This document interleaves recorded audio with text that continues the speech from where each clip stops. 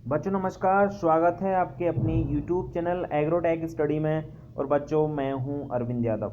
बच्चों आपको बता देता हूं MPPAT के फॉर्म के बारे में।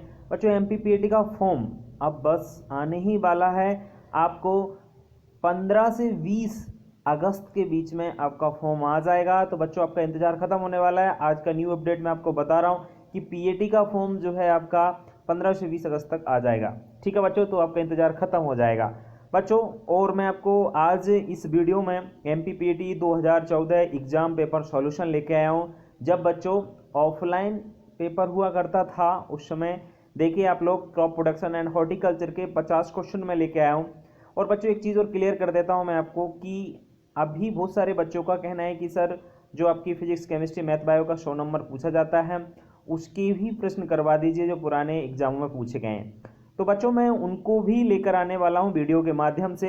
जो प्रश्न आपके 2015 से लेकर 2020 तक अभी तक जो PAT के पेपर हुए हैं उन सभी के आपके फिजिक्स केमिस्ट्री मैथ बायो के वो भी प्रश्न मैं आपको सॉल्यूशन करा दूंगा। तो बच्चों आज के इस वीडियो में मैं आपको करवाने वाला हूं 50 वह प्रश्न जो 2014 PAT के एग्जाम में पूछे गए हैं। ठीक है बच्चों, चलिए अब बिल्कुल देर नहीं करेंगे, आपके फॉर्म आने ही वाले हैं। आप परेशान न हो, बस आप तैयारी में लगे रहें, मेहनत करते रहें, सफलता आपको जरूर मिलेगी। ठीक है बच्चों, चलिए अब देर नहीं करते हुए हम इस वीडियो की शुरुआत कर लेते हैं। तो बच्चों ये रहा आपका सबसे पहला प्रश्न 101 यानी 100 प्रश्न आपके PCMB के बाद ये शुरू होता है। तो पहला प्रश्न है बच्चों, मक्का की किस्में माधुरी एवं प्रिया का प्रयोग किया जाता है। माधुरी प्रिया दो मक्का की महत्वपूर्ण किस्में हैं। तो बच्चों इनका प्रयोग किसके लिए किया जाता है बताइए आप। ये है चारे के रूप में किया जाता है, बी है पॉपकॉर्न के रूप में, सी है स्वीट कॉर्न जो होता है उसके रूप में, और डी है बेबी कॉर्न के रूप में। तो बच्चों माधुरी एवं प्रिया ये दोनों वैरायटी हैं बच्चों, और इनका प्रयोग किसके लिए किया जाता है आप बताइए। आंसर इसका सही कौन सा होगा, आप आंसर सही दीजिए। आंसर कौन सा सही होना चाहिए, कौन सा गलत होना चाहिए। ठीक है बच्चों, आप इसमें तो बच्चों आंसर सही होगा आपका ये चारे के रूप में। ठीक है ना, माधुरी एवं प्रिया इन दोनों वैरायटी का उपयोग किया जाता है चारे के रूप में। ठीक है, चलिए बढ़ते हैं आगे नेक्स्ट प्रश्न की ओर। नेक्स्ट दूसरा प्रश्न है बच्चों, सिल्वर ओक का वानस्पतिक नाम है। सिल्वर ओक एक बच्चों ध्यान रखें यह एक खरपतवार होता है। क्या है, एक खरपतवार का आपका इसका बॉटनिकल नेम पूछा है। तो सिल्वर ओक जो एक खरपतवार है इसका वानस्पतिक नाम क्या है। कैसिया फिस्टुला, मिलेटिया ओविलफोलिया, सी है ग्रेवेलिया रोबस्टा, और डी है बोहेनिया वेरिगेटा।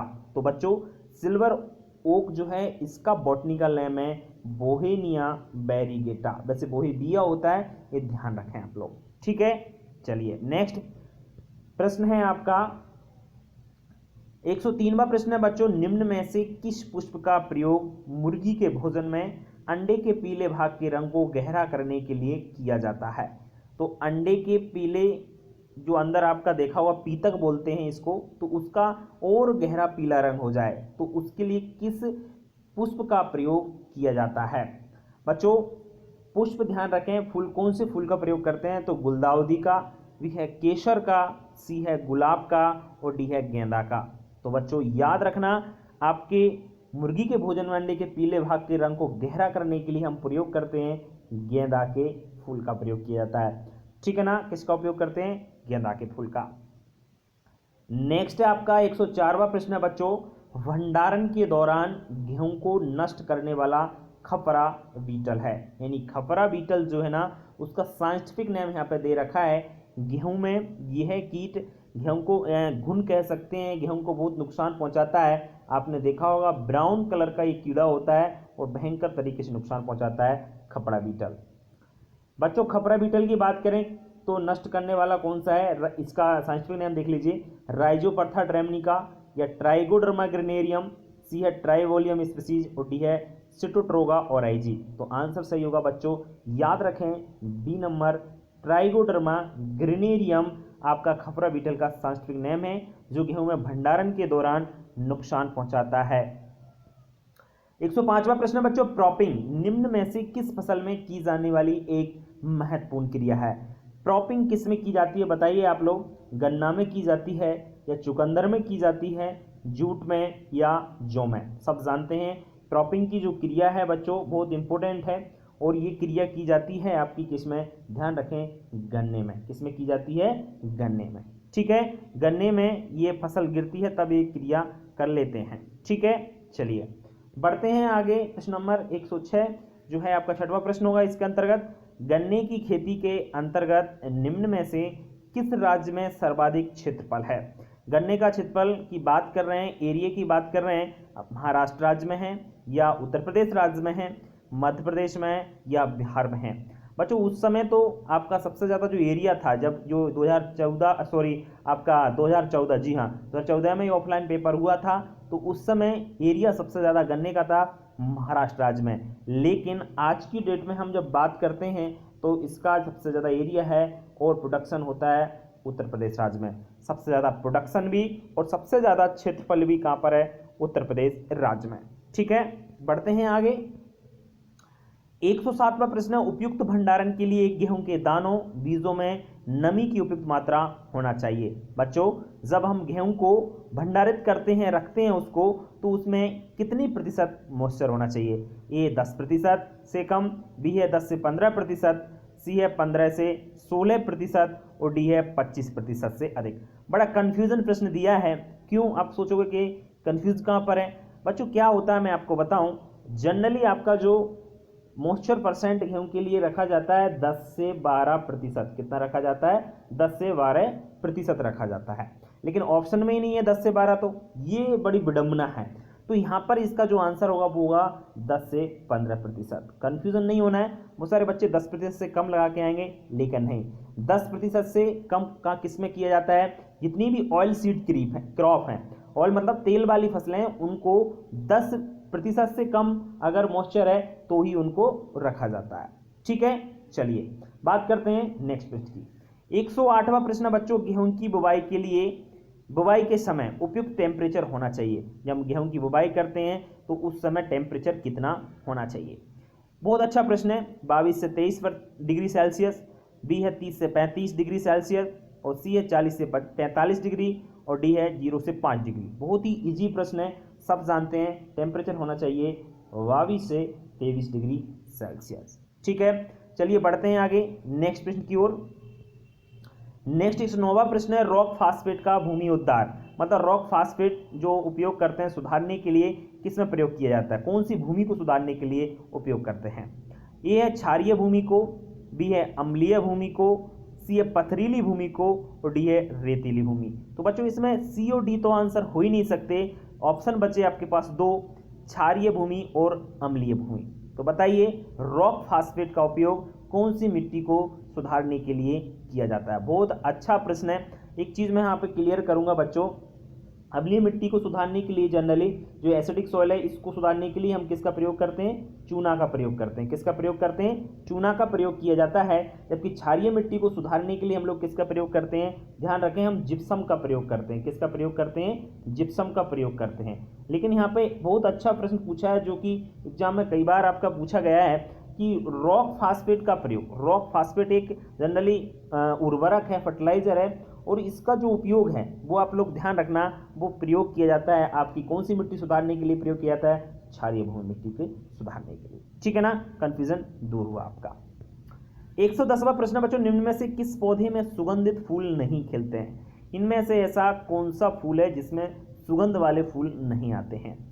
हिबिस्कस साइरियस, दूसरा है लेथाइरस एडोटेरस, लोनीसेरा जैपोनिका और स्वीट सुल्तान। बच्चों ये बॉटनिकल नेम फूलों के दे रखे हैं, और आपका ध्यान रखना इसमें आपका सुगंधित फूल जो नहीं खिलते हैं वो नहीं खिलते, ध्यान रखना आंसर सही होगा लोनीसेरा जैपोनिका।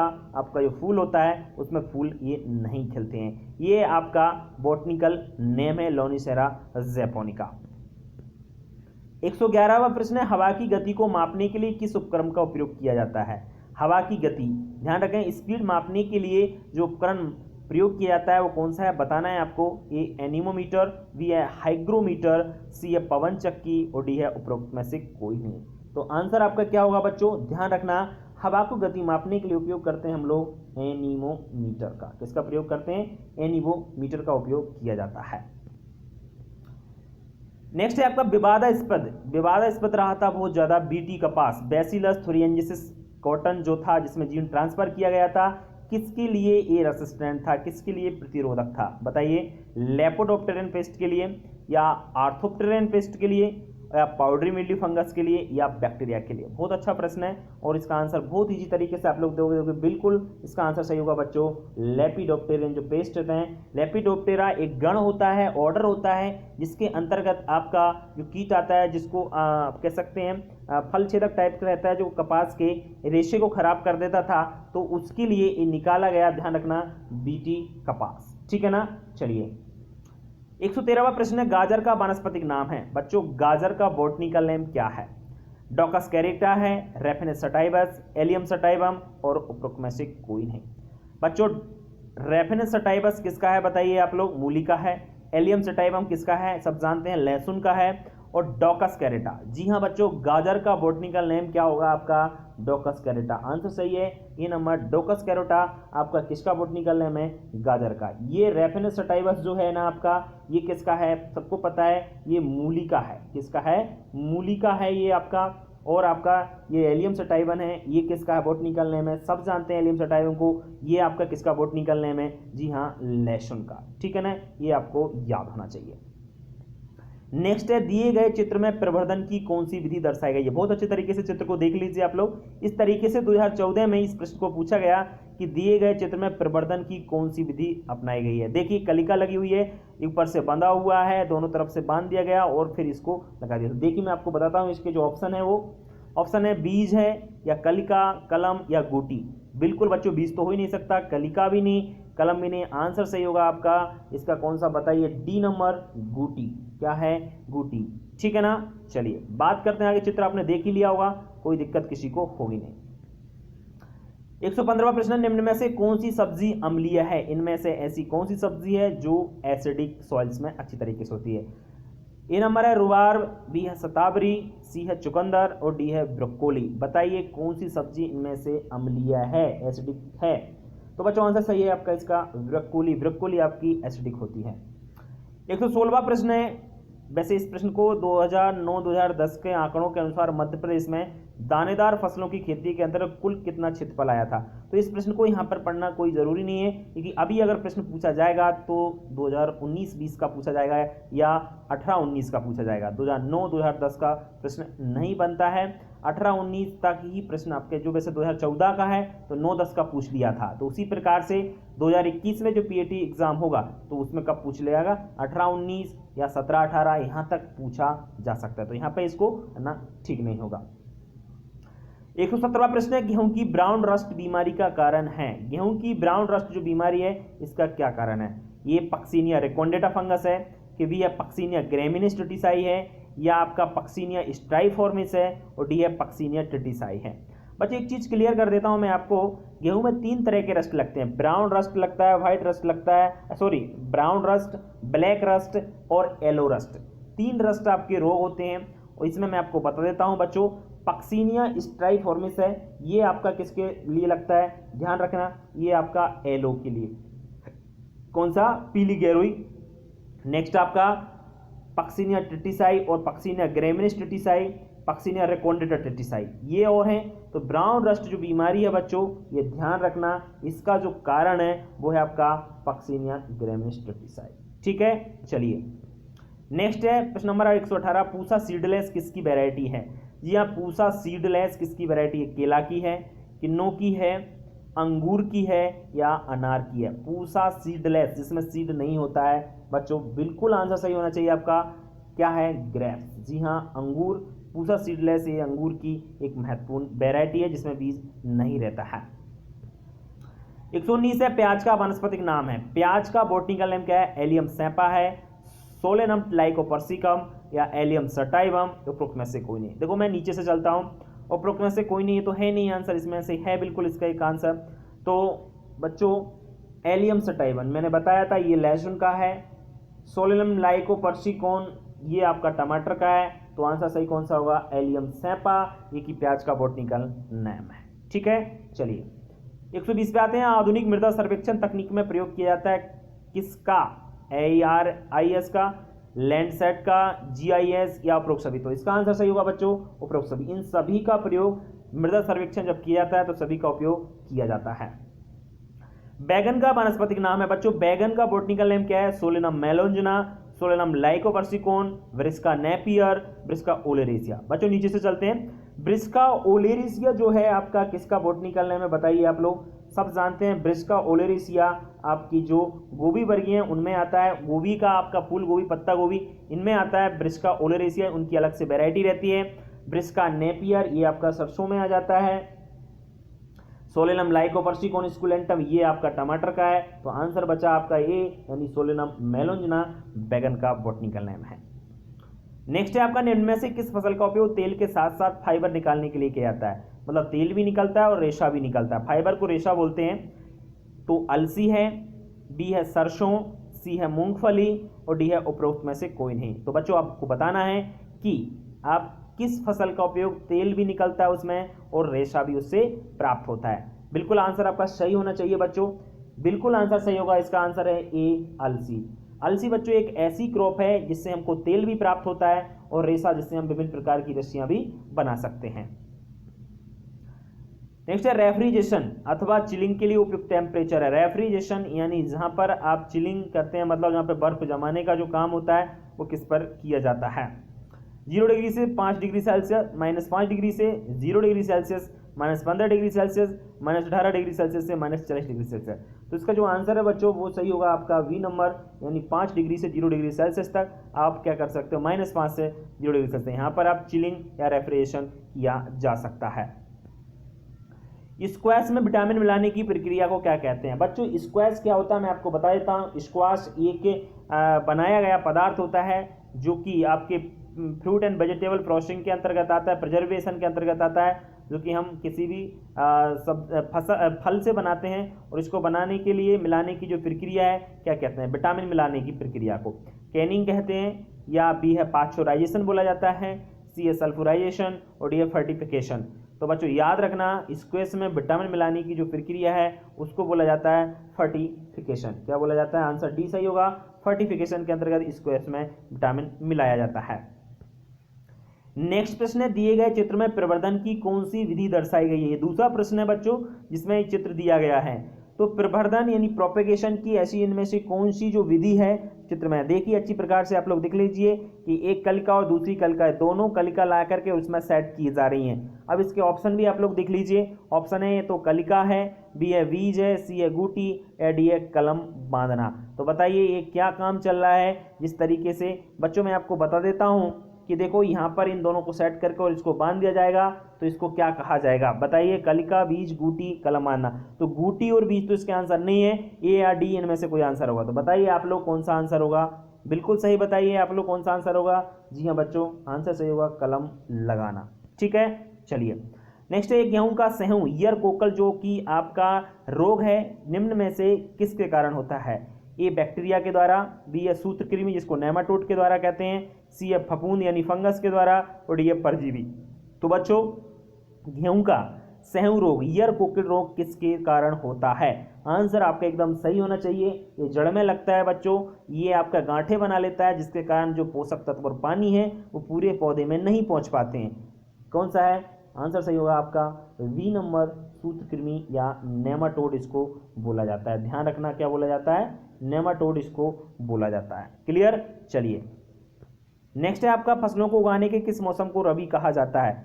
मतलब रबी सीजन कब आता है ये कह सकते हैं सीधे सीधे अक्टूबर मार्च में, या जनवरी से मार्च में, जुलाई से अक्टूबर में, या मई से जुलाई में। बताइए रबी सीजन कब से स्टार्ट होता है? जी हाँ बच्चों जिन फसलों को अक्टूबर नवंबर में बोया जाता है, कब बोया जाता है? अक्टूबर नवंबर में बोया जाता है और मार्च अप्रैल तक काटा जाता है, वो सीजन क्या कहलाता है आपका? ध्यान रखना वो सीजन कहलाता है रबी सीजन। ठीक है चलिए नेक्स्ट है रंगीन प्राकृतिक पदार्थों के संरक्षण के लिए निम्न में से किस रसायन का उपयोग किया जाता है?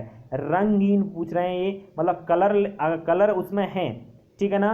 कलरफुल जो आपके प्राकृतिक पदार्थ हैं उनको संरक्षण करना है, स्टोरेज करना है, प्रिजर्व करना है, तो आप किस केमिकल्स का उपयोग करोगे? सोडियम बेंजोएट का, पोटेशियम मेटाबाइसल्फेट का, सल्फाइड का या उपरोक्त सभी का? ध्यान रखना, बहुत ही इंपॉर्टेंट प्रश्न है। उसको आप जो कलरफुल हैं उनको रखने के लिए हम उपयोग किसका करते हैं?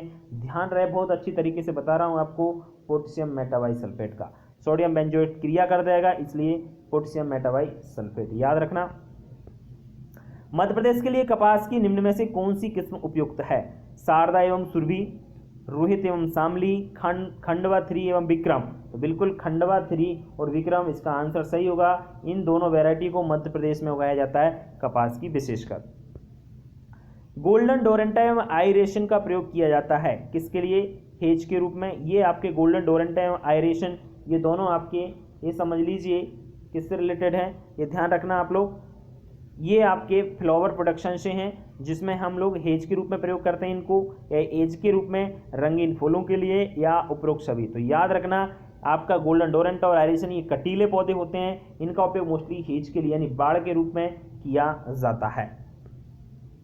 गंधी कीट इनमें से किसे सर्वाधिक नुकसान पहुंचाता है?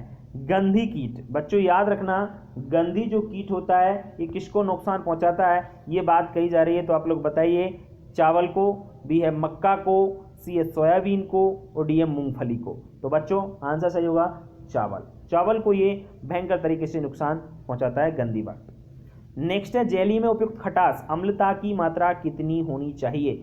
एसिडिटी कितनी होनी चाहिए बताइए? 1%, बी है 5%, सी है 10%, और डी है 0.5 से 0.6%। तो बच्चों जेली जो होती है सब जानते हैं, सबसे अच्छी जेली आपकी अमरूद से बनाई जाती है, तो उसमें जो अम्लता की मात्रा है वो कितनी होनी चाहिए? सब बच्चे जानते हैं 0.5 से 0.6%। ठीक है, चलिए नेक्स्ट है, मध्य प्रदेश में द्विवार्षिक फसल चक्र में निम्न में से किन फसलों को लगाया जाता है? जब मध्य प्रदेश की बात कर रहे हैं और द्विवार्षिक फसल चक्र, ठीक है ना, यानी वेनियल आपका जो क्रॉप रोटेशन होता है ना, वो आपका कौन कौन सी फसल के लिए बेस्ट है? कपास ज्वार के लिए, कपास गेहूं के लिए, कपास आलू के लिए, और कपास मक्का के लिए। आज की अगर हम बात करें तो एक भी सही नहीं होगा इनमें से, क्योंकि आज मध्य प्रदेश में जो है ना कपास किया तो जाता है लेकिन कम, सोयाबीन और गेहूं ये सबसे ज़्यादा प्रोडक्शन किया जा रहा है, तो इनका आपका फसल चक्र सबसे बेस्ट माना जाता है। लेकिन द्विवार्षिक की बात कर रहे हैं तो इसका जो आंसर सही होगा वो होगा कपास के साथ आपको क्या लेना चाहिए? ध्यान रखना, गेहूं। क्या लेना चाहिए? गेहूं। नेक्स्ट है आपका, निम्न में से किस फसल को सफ़ेद सोना कहा जाता है? व्हाइट सोना किसे कहते हैं बताइए? व्हाइट गोल्ड, ये कपास को कहते हैं, बी सफ़ेद चना, सी है सोयाबीन, डी है उपरोक्त में से कोई नहीं। सब जानते हैं कपास से रुई प्राप्त होती है, इसलिए उसको क्या बोला जाता है? सफ़ेद सोना कहा जाता है। ठीक है, चलिए नेक्स्ट है, कैनिंग के लिए घोल की उपयुक्तता सांद्रता होना चाहिए। कैनिंग जब करते हैं हम लोग उसमें डिब्बाबंदी की जाती है, तो उसको हम डिब्बाबंदी कैनिंग कर की जाती है उसी तरीके से, तो उसमें जो घोल होना चाहिए, घोल की सांद्रता 20 से 55 डिग्री बायोरेट होना चाहिए, 70 से 85 ब्यूरेट होना चाहिए, 50 से 60 या 10 से 15 डिग्री। तो बच्चों ब्राइन है, बी का मतलब ब्राइन होता है जनरली, और उपरोक्त सांद्रता कितनी होना चाहिए ये ध्यान रखना आप लोग, 50 से 60 होना चाहिए। कितनी होना चाहिए? 50 से 60। अलसी, इसको इंग्लिश में लिंसीड के बीज में तेल की मात्रा कितनी होती है? 37 से 43%, 60 से प्रतिशत अधिक, 70 से अधिक, 20 से 25%। बिल्कुल बताइए आप कि अलसी के बीज में कितने % ऑयल होता है? बिल्कुल आपका आंसर सही होना चाहिए। जी हाँ बच्चों, आंसर सही होगा 37 से 43% अलसी के बीज में तेल की मात्रा पाई जाती है। स्नैपड्रैगन या डॉग फ्लावर का वनस्पतिक नाम क्या है बच्चों? कैंडुला ऑफिसिनेलिस, या एंटीराइना मेजस, सेंचुरिया मॉस्काटा, या पेपेबर सोमनीफेरम। स्नैपड्रैगन या डॉग फ्लावर, जी हाँ बच्चों, इसका बॉटनिकल नेम पूछा है। बॉटनिकल नेम सब जानते हैं, इसका बॉटनिकल नेम है सेंचुरी मॉस्काटा। नेक्स्ट है आपका, मृदा सरंध्रता निम्न में से किसके बराबर है? मृदा सरंध्रता प्रतिशत जो है वो किसके बराबर है? 100 माइनस बल्क डेंसिटी है पार्टिकल डेंसिटी इंटू 100।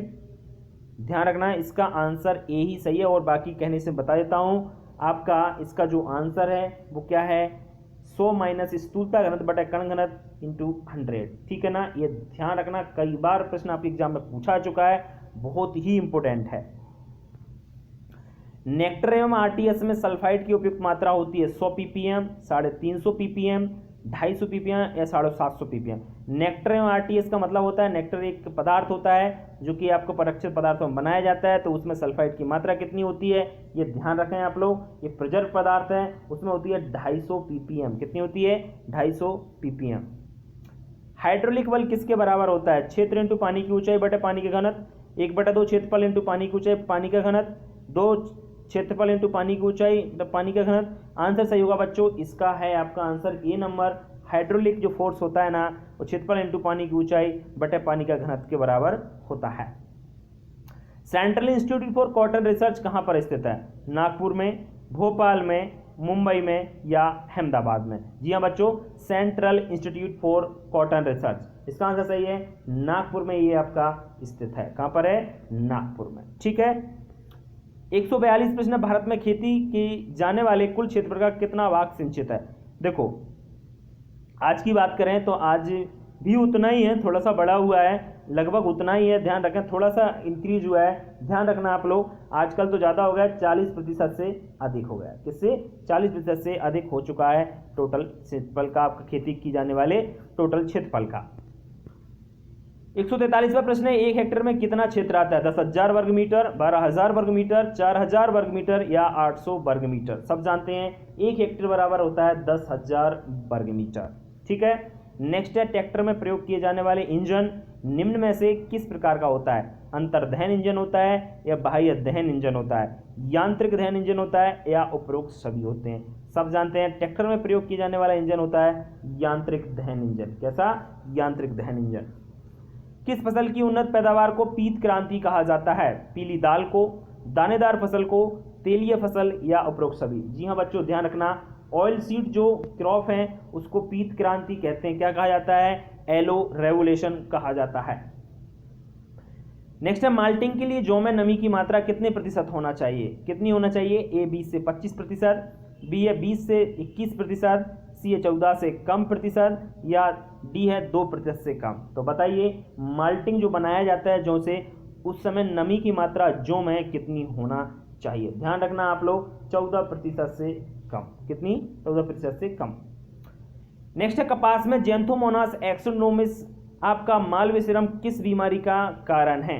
बच्चों ध्यान रखना, बैक्टीरियल ब्लाइट, बी है रस्ट, सी है लीफ स्पॉट और डी है उपरोक्त सभी। तो आंसर सही है, जैंथोमोनास एक्सोनोमिस जो होता है ये मालवीय सीरम किस बीमारी का कारण है? ये है आपका बैक्टीरियल ब्लाइट का। ध्यान रखें, बैक्टीरियल जो ब्लाइट है उसका ये कारण है। ठीक है। चलिए, शुष्क खेती के लिए गेहूं की कौन सी किस्म उपयुक्त है? कल्याण सोना, के 68, के 65, उपरोक्त सभी? तो आंसर सही होगा उपरोक्त सभी। इन सभी वेराइटियों को हम लोग शुष्क, जहां पर पानी की कमी है वहां पर हम इनको लगा सकते हैं, उगा सकते हैं। ठीक है। नेक्स्ट प्रश्न 149, यूरिया से कितना प्रतिशत नाइट्रोजन प्राप्त होता है? ए 42%, बी है 46%, सी 25% और डी है 60%। बच्चों यूरिया में ध्यान रखना 46% आपका क्या पाया जाता है? नाइट्रोजन पाया जाता है। ठीक है बच्चों, चलिए बढ़ते हैं आगे नेक्स्ट लास्ट प्रश्न की ओर। लास्ट प्रश्न है बच्चों इस वीडियो का, मक्का के बीज की मात्रा होनी चाहिए 20 से 21 किलोग्राम प्रति हेक्टेयर, 10 से किलोग्राम प्रति हेक्टेयर, 25 से 45 किलोग्राम हेक्टेयर, में से कोई नहीं। तो बच्चों मक्का को दो तरीके से बोया जाता है, एक संकर मक्का होती है और एक आपकी संकुल मक्का होती है। संकर मक्का का 20 से 25 किलोग्राम होता है और जबकि जो आपकी संकुल मक्का होती है उसका 18 से 20 किलोग्राम होता है। तो इसका जो आंसर सही होगा वो होगा आपका 20 से 21 किलोग्राम इसका आंसर। ठीक है। चलिए बच्चों, तो बच्चों आपको समझ में आ गया होगा, पूरे 50 प्रश्न कंप्लीट करा दिए। आगे आपके फिजिक्स, केमिस्ट्री, मैथ, बायो के जो प्रश्न पूछे जाते हैं 25 25 25 आपके इस तरीके से 100 नंबर का जो एलिमेंट साइंस से बनता है वो सभी प्रश्न मैं लेकर आने वाला हूं और वीडियो के माध्यम से। बाकी एनिमल हस्बेंड्री के भी जो प्रश्न हैं उनको भी मैं लेके आने वाला हूँ। तो बच्चों फॉर्म आने वाले हैं, पीटी की तैयारी करते रहें, पीछे ना हटें, अपना बनाए रखें और विश्वास रखें अपने आप पर, कॉन्फिडेंस बनाए रखिए फुल। बच्चों अक्टूबर में एग्जाम है, मैं जैसे ही आपकी फॉर्म आते हैं उसी दिन मैं आपको बता दूंगा, बस आप तैयारी में लगे रहें। तो बच्चों वीडियो कैसा लगा ये कमेंट बॉक्स में लिखकर जरूर बताएं। और बच्चों अगर आप हमारे यूट्यूब चैनल पर नए हैं तो चैनल को सब्सक्राइब कर लीजिए।